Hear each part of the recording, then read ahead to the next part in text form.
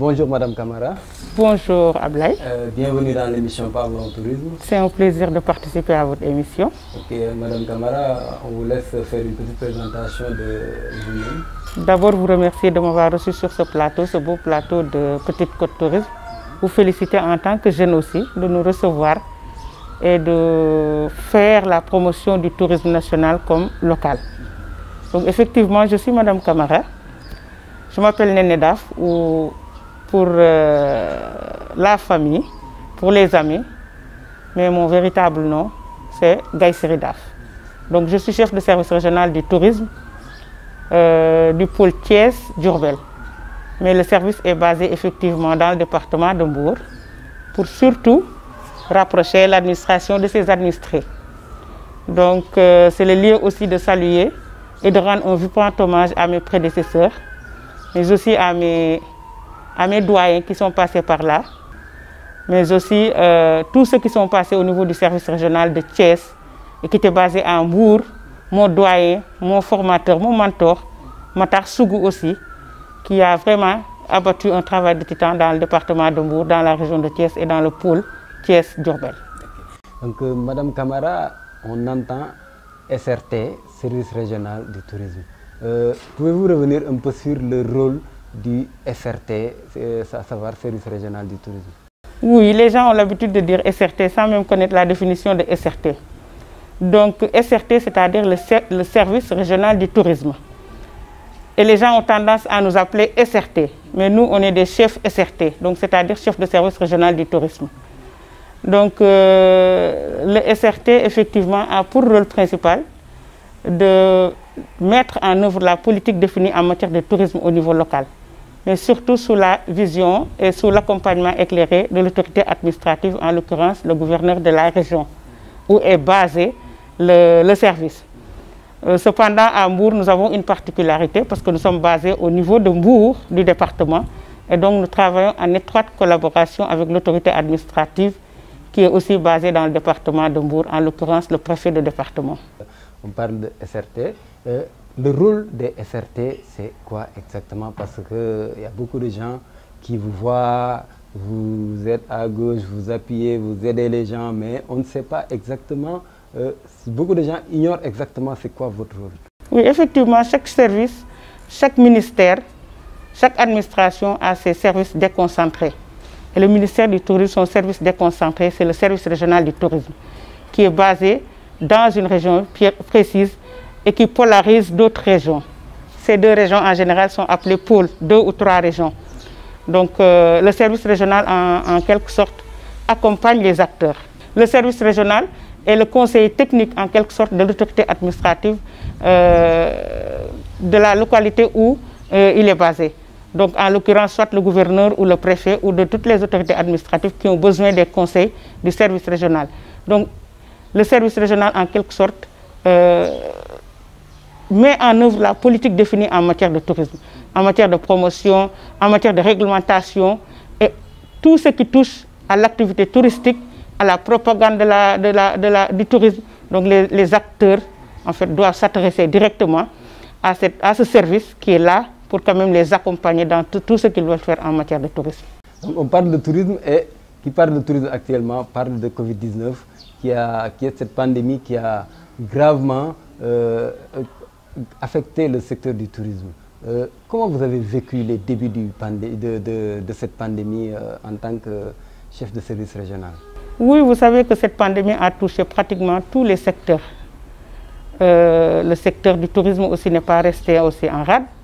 Et donc, vous voyez, je vous donne juste un baromètre qui est la station balnéaire de Saly. Actuellement, vous allez à Saly, il n'y a personne. Rien ne bouge, tout est morne, comme j'ai l'habitude de leur dire. Donc, il n'y a plus d'activité. Les hôtels sont fermés. Il n'y a plus d'activité de transport. Les agences de voyage sont fermées. Il n'y a plus d'excursions. Les guides ne travaillent plus. Il n'y a plus de vendeurs d'objets d'art. Il n'y a plus de vendeurs de cacahuètes.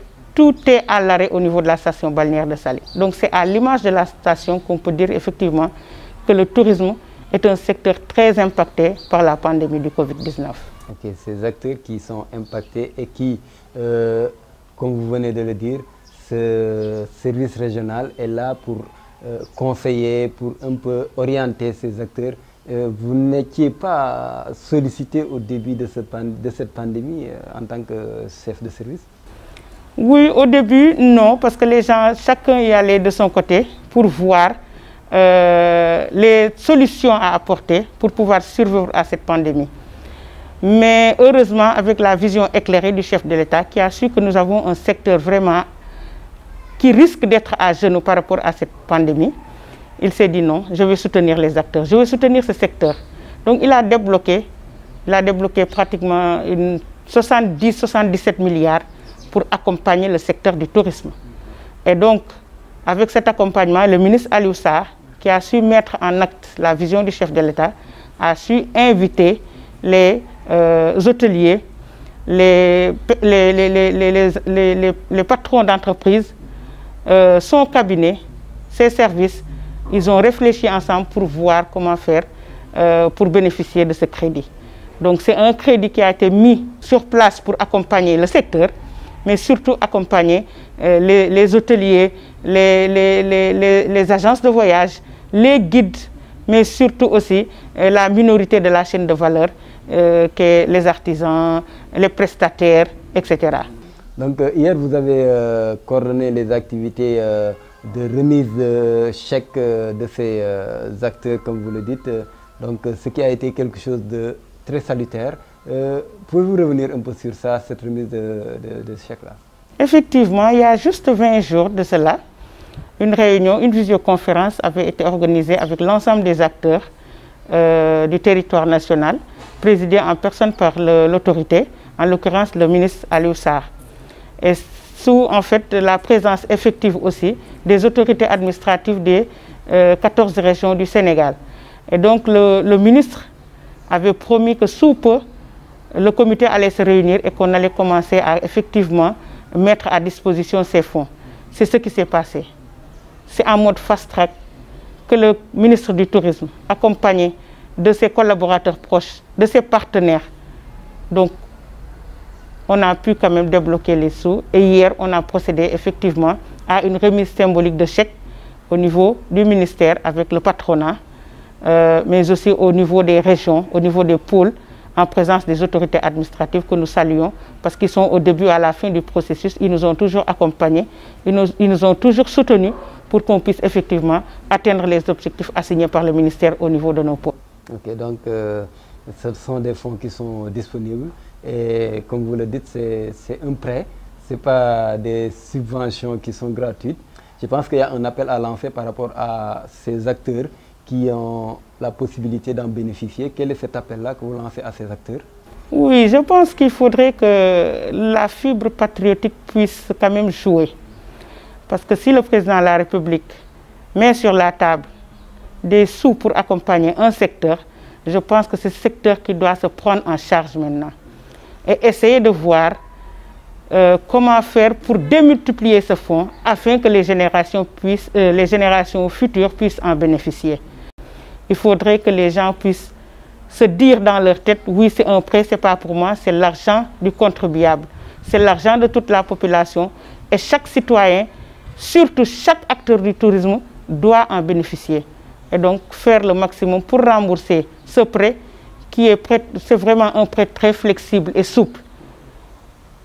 Le prêt est fait, vous restez 2 ans sans rembourser pour une maturité de 8 ans et un taux de 2 ou de 3,5%, je pense que c'est vraiment très abordable pour les acteurs. Avez-vous des projections, votre vision par rapport à l'avenir du tourisme au niveau du Sénégal? Comme vous le dites, d'abord lancer un message, un vibrant message à tous les acteurs de la chaîne de valeur, de leur dire que le service régional est là, au niveau de Mbour, mais aussi au niveau du Sénégal, nous avons 6 pôles touristiques. Invitez tous les acteurs, parce que je pense que votre émission est une tribune pour faire lancer un appel à l'endroit de tous les acteurs du tourisme. C'est votre fonds, c'est pour vous que ce fonds a été mis en place au niveau de la BNDE. Rapprochez-vous des services régionaux. Nous sommes là pour vous accompagner parce que c'est les instructions de Monsieur le ministre du Tourisme. Accompagnez les acteurs. S'ils viennent à vous, c'est bon. S'ils ne viennent pas à vous, allez vers eux et accompagnez-les. Parce que nous savons que tout le monde a besoin d'accompagnement par rapport à cette pandémie. Donc si nous revenons à votre question par rapport à l'avenir du tourisme, je pense que à toute chose, j'ose le dire, malheur est bon. Je pense que cette pandémie va nous aider à changer de stratégie. Parce qu'à sortir de ça, je pense que nous allons essayer de promouvoir le tourisme interne, comme l'ont fait les grandes destinations. Parce que le tourisme interne peut nous rapporter gros. Nous avons une jeunesse, nous avons des chefs d'entreprise, nous avons une population qui a envie de découvrir effectivement le Sénégal, mais les moyens des fois font défaut. Et je pense qu'avec l'accompagnement de l'État, avec l'accompagnement des hôteliers, avec l'accompagnement même des agences de voyage, le Sénégalais moyen pourra aller découvrir son pays. Et je pense qu'au sortir de cette pandémie, nous allons surtout nous focaliser, nous allons faire un focus sur le tourisme interne pour permettre à tous les Sénégalais quand même de connaître notre pays. Nous avons une diversité culturelle très forte, méconnue par le Sénégalais moyen. Nous avons des sites extraordinaires. Nous avons par exemple vers le Sine Saloum, la baie, une baie déclarée baie, qui fait partie des baies les plus belles au monde. Nous avons ici le ranch de Bandia. Nous avons aussi d'autres destinations. Aller vers Tamba avec les chutes de Dindéfelo. Aller vers Djout. Non, le Sénégal est vraiment paradisiaque et le Sénégalais doit aller découvrir. Ce n'est pas seulement l'hébergement, mais nous avons aussi la découverte. La découverte de nos cultures, la découverte de nos sites. Et je pense qu'au sortir de cette pandémie, pour bientôt, le Sénégalais va s'intéresser au secteur du tourisme, aller visiter le Sénégal. Merci Madame Camara d'avoir répondu à l'émission. Et nous vous souhaitons bonne chance et bon vent dans vos activités. C'était tout pour votre émission Parlons Tourisme. À très bientôt.